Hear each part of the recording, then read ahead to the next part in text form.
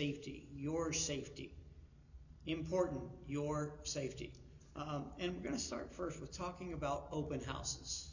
Let's say that your sellers are gone, either it's a vacant house or they've moved but it's not vacant yet, or they're just out for the day.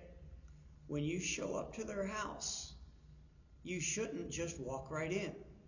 One of the things you should do is walk around the house. Look around the house to see if windows have been jimmied, windows have been broken into, doors are loose.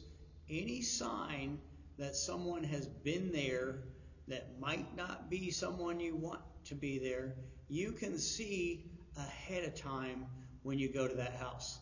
Take 1 minute, take 2 minutes, and just walk the house.